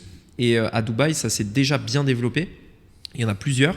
Tous les podcasts que vous voyez là, Yomi, Alec, Henri, si ça vous parle, il y en a plein d'autres. En fait, ils sont tous dans des studios de podcast, c'est-à-dire ils vont dans des studios. Et ils se posent et voilà quoi. Ouais. Et il y a énormément de podcasts qui sont faits comme ça dans la réalité. C'est vrai. Et en fait, moi je me dis, ça, je le vois venir. Je connais le business en ligne, du coup, je connais le domaine, etc. Et je sais que ça va arriver. Je le sens, je connais ce business-là, tu vois, les studios de podcast. Maintenant, est-ce qu'à Maurice, il y a un marché? Je sais pas. Mais en vrai, je pense que c'est faisable. Bah. De toute façon, je pense qu'à partir du moment où tu as des communautés, parce que du coup, c'est ça, tu vois, il y a une communauté d'expatriés qui est forte. La plupart, elles ont des business, justement, à ce niveau-là. On le voit juste avec le groupe d'entrepreneurs dans lequel on est. Il y a combien de personnes? Il y a 200 personnes dedans, plus? On est 150 et c'est que des 150. Français. Parce que tu peux aussi toucher il y a pas mal d'Australiens à Maurice aussi, enfin des anglophones, etc., qui vont pas être dans ce groupe-là. Mais je pense que des entrepreneurs, tu sais, il y a des groupes Facebook à Maurice, ils utilisent beaucoup Facebook pour créer des liens. Et il y a des influenceurs aussi à Maurice, tu vois. Il y a quelques influenceurs qui ont quelques millions d'abonnés sur Instagram, etc. Où en fait, au lieu d'être à Dubaï, ils sont à Maurice, par exemple. Et eux, par exemple, ça peut être intéressant pour eux d'avoir un studio comme ça, ne serait-ce que par flemme de faire tout ce que j'ai dit tout à l'heure, tu vois. Et puis, il y a aussi des digital nomades dans le lot qui ont peut-être pas envie de se trimballer tout leur matériel pour faire le podcast, etc. Et qui du coup peuvent aussi rechercher ça, puisqu'il reste 1 mois, 2 mois à Maurice, par exemple, et qui peuvent le faire, tu vois. Bon, à voir. Dans tous les cas, regarder, tu vois, quand on a une idée comme ça, moi je vais pas faire un business plan comme beaucoup de gens te préconisent. Pour moi, le seul critère, c'est est-ce que déjà, si tu sais, dans ce projet-là, est-ce que si par exemple personne n'est intéressé, est-ce que moi ça me sera utile? Oui. Et deuxièmement, quel est le risque que je prends si je le fais? Quel est l'impact sur mon entreprise? Bon, dans les faits, rien. Surtout pour les budgets qu'on avait vus et tout. Zéro impact. Donc pourquoi pas? Après, c'est une question de focus. Moi, c'est surtout ça mon interrogation. C'est presque souvent ça mon interrogation. C'est est-ce que je suis pas en train de me défocus, tu vois? Est-ce que je suis pas en train là je vais faire un autre business avec des clients à gérer. Je vais faire des démarches pour acheter un appart, machin, ça me prend du temps, etc. Est-ce que ce temps, si je le mets pas dans le business que je fais actuellement, je vais pas faire 10, 20 fois plus, tu vois? Je sais pas. C'est une question de focus.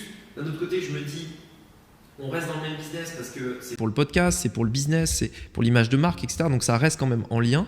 Mais voilà. Donc en tout cas, je suis en période de réflexion, tu vois. Je sais pas si je vais le faire. Je pense que ça a du sens. Je pense aussi que j'y ai pas encore assez réfléchi. Surtout pour le focus, tu vois. Et par contre, si je prends une décision, après j'y vais. Donc je vais voir. De toute façon, c'est toujours pareil. Faire les choses. je vais voir. Et puis voilà, mais ça permet de montrer aussi un petit peu l'évolution. Peut-être que vous allez vivre plus tard la découverte d'un studio podcast, on verra. Ou peut-être jamais, on n'en sait rien. On sait jamais. Mais c'est intéressant parce que du coup, c'est aussi voir, tu vois, il y a toute cette notion de focus, on est revenu déjà plusieurs fois dessus, mais il y a quand même des projets aussi qui se lancent.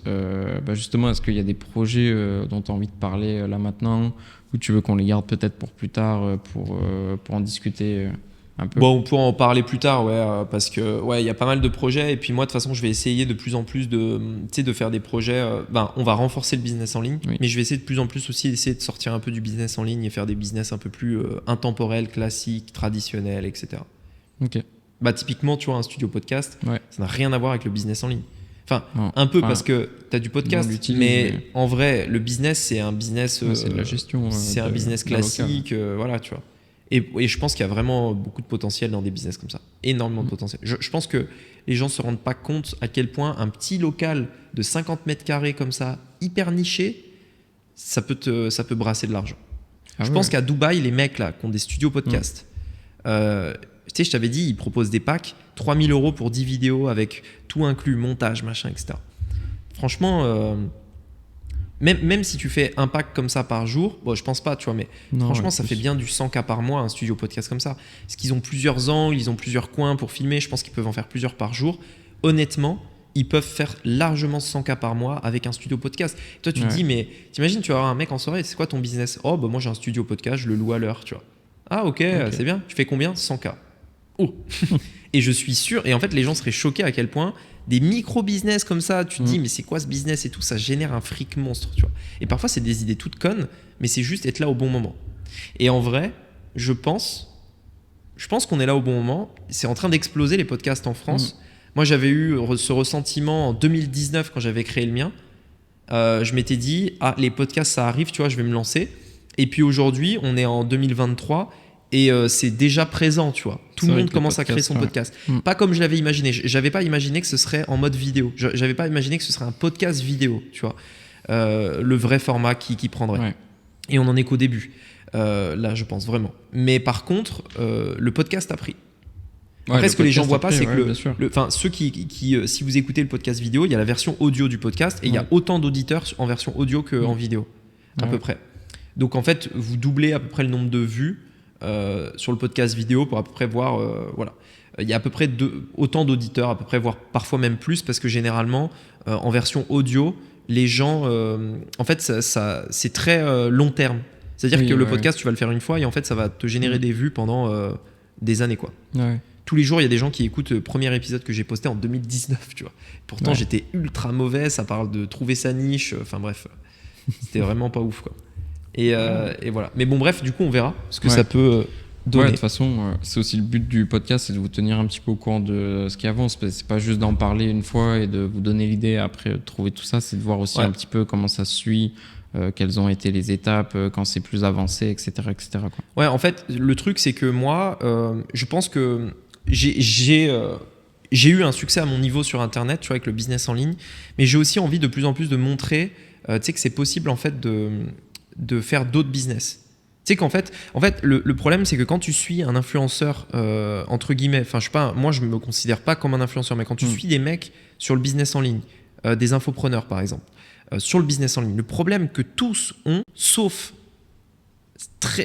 vraiment très peu, je ne vais pas dire des noms et tout, mais il y en a vraiment très peu qui dérogent à cette règle, c'est qu'en fait, ils se sont enfermés dans le business en ligne et tu as l'impression, en les écoutant, du coup, tu es dans leur monde et tu as l'impression qu'il n'y a que ça qui va te permettre de réussir, tu vois. Et moi, j'aimerais vraiment montrer que oui, le business en ligne, c'est bien, mais il n'y a pas que ça, en fait. Genre, juste ouvrez votre esprit, réfléchissez, il y a des business vraiment... autre que sur Internet, mais qui cartonne, tu vois, t'es pas obligé de faire un business en ligne. Et j'ai envie vraiment de le montrer, tu vois, ça. Ouais. Par exemple, en faisant un business de studio podcast, tu vois, ça n'a rien à voir, genre... je veux dire, tu fais un... Enfin, voilà. Par exemple, il y a des... le rachat de business, c'est en train d'exploser aussi. Ça va vraiment prendre de l'ampleur. Et aux États-Unis, il y a une meuf, je sais plus comment elle s'appelle, mais j'aime bien ce qu'elle fait. Je la suis sur Instagram. Je suis très peu de personnes sur Instagram. Je suis 9 personnes sur Instagram. Et je la suis, elle. C'est acquisition, je sais pas quoi. Et en gros, elle disait qu'elle achète uniquement des business. Elle a un terme, je sais plus l'acronyme exact, mais en gros, c'est des business vieux comme le monde, ennuyeux, profitables. Okay. Et en gros, elle dit, les business les plus ennuyeux, généralement, c'est les meilleurs. par exemple, elle rachète des laveries automatiques. Ouais. Les laveries automatiques, apparemment, ça génère un business monstre, tu vois. Elle va racheter des pressings, par exemple. Des trucs comme ça, tu vois. Des trucs, en fait, hyper vieux, machin. Tu te dis, mais putain, qu'est-ce que... C'est de la merde, tu vois, ce business. Et en fait, non. En fait, ça génère énormément d'argent. Mais en fait, on se rend pas compte, tu vois. C'est comme les supermarchés, comme les trucs comme ça. En fait, c'est des trucs essentiels qui seront toujours là, qui peuvent marcher de manière automatique. Alors, moins un supermarché, mais qui peuvent marcher de manière vraiment même, presque regarde, passive, quoi. Tu vois, moi, je pense à un truc. Je me dis, à Maurice, le business de location de voiture, les mecs, ils doivent se faire des couilles en or. Ah oui. La location de voiture, oui. À l'aéroport, là, les mecs qui louent les bagnoles et tout, ou ne serait-ce que... Enfin, tu sais, quand on était allé à Hyundai pour voir pour les voitures et tout, là, et que le gars te dit, les i10, là, c'est les petites Hyundai, c'est pour qui? Il y en avait 10, c'est pour un loueur de voiture. 10, vrai, il a fait la même config x 10, tu vois. Et derrière, il va la louer, il va se faire une marge de fou. Et c'est ouf, en fait. Tu vois, tu te dis, ouais, il y a des business... Alors, c'est pas les plus faciles à lancer, hein, parce que... Alors non, il y a beaucoup d'apports dans ces business-là, de manière générale. C'est pas les plus faciles. Mais par contre franchement, en fait, ce que je veux dire, c'est que souvent, les gens vont se mettre des barrières à l'entrée, tu vois, en mode, pour faire un business en ligne, il faut que je sois fort en marketing, en machin et tout. Alors qu'en fait, non, tu vois, je veux dire, t'achètes une i10, tu commences à la louer, tu gagnes un peu d'argent, du coup, t'en fais une deuxième, puis une troisième, puis une quatrième. Et au bout d'un moment, bah, avec le temps, tu commences à avoir un business, tu vois. Ah ouais. Et j'ai vraiment envie de plus en plus de montrer ça, c'est-à-dire qu'on peut faire des business ennuyeux à mort et gagner de l'argent, tu vois. Bon, c'est pas forcément l'intérêt d'être ennuyeux. Voilà, ennuyeux. Voilà. Mais je veux montrer que même avec un business chiant, tu peux faire du fric, tu vois. En fait, tu sais, il y a les Américains là, ils ont fait une émission sur Discovery qui est The Billionaire Next Door, je crois, ou non, The Billionaire Underground, je crois, un truc comme ça. C'est une émission où en gros, ils prennent un milliardaire. Il y a plusieurs séries, il y a plusieurs saisons, et chaque saison, je crois, c'est un milliardaire, ou chaque épisode, c'est un milliardaire, je sais plus. Et en fait, ils lui disent, voilà, t'es fauché, t'as rien. Crée un business et fais 1 million. Ok. Et en fait, c'est ouf, tu vois, parce que c'est tous des milliardaires qui sont devenus milliardaires dans des domaines vraiment différents, tu vois. Et en fait, les mecs, tu vois, ils vont faire des trucs classiques, en fait, tu vois. Genre, c'est pas forcément des trucs de fou. Ouais, il n'y a pas besoin d'avoir l'idée du siècle, en fait. Non. C'est ça qu'il faut comprendre. C'est que vraiment, on peut faire de l'argent avec tout, en vrai. Tu peux faire de l'argent avec tout. Franchement, si tu as compris les bases, les fondamentaux, tu fais de l'argent avec tout. Avec tout. Ah ouais. Tu vois, par exemple, c'est pour ça qu'il y a des géants dans les luminaires. On en a parlé d'ailleurs. La dernière fois, on est passé devant un magasin de lumière qui fait que des luminaires. Ouais. Et tu te dis, mais putain, qui vient acheter des je veux dire, moi j'ai un luminaire, ça fait 10 ans qu'il est posé chez mes parents, tu vois. Non, je veux dire, celui que j'ai chez moi, là, à l'appart, il est là depuis 5 ans, tu vois, c'est sûr. Ouais. Comment tu as tout le temps des gens qui achètent des luminaires? Enfin, en vrai, c'est une folie, tu vois. Non, mais c'est ouf. Et pourtant, on connaît des personnes qui, du coup, sont là-dedans bien. Et ils ont un méchant business. Hein. C'est un très méchant business. Ouais. Donc, c'est fou. En fait, il faut vraiment juste se lancer à fond dans un truc, tu vois, se focus dessus. Ça va prendre du temps. Il y en a qui sont plus simples à lancer en termes de capital que d'autres. Mais en réalité, tu peux faire de l'argent avec tout. C'est toujours pareil, quoi. Ah ouais, non, mais c'est ouf. Et donc, en fait, tu vois, j'aimerais un peu plus sortir, tu vois, du web marketing. Même si je vais continuer d'en parler, parce que ce qui est bien, c'est que le web marketing peut vraiment s'appliquer à n'importe quel business. Tu vois, si demain je veux lancer un business de podcast, enfin le studio de podcast, je sais que mes compétences dans le business en ligne, ne serait-ce que pour diffuser l'information qu'il y a ça à Maurice, en fait ça va être inestimable, tu vois. Donc en vrai, c'est quand même un peu lié, mais tu vois, je pense qu'on peut faire des business ultra ennuyeux. C'est un exemple, tu vois, mais qui génère énormément d'argent. Tu vois, il y a un gars dans la formation qui a un business de nettoyage de canapé, tu vois.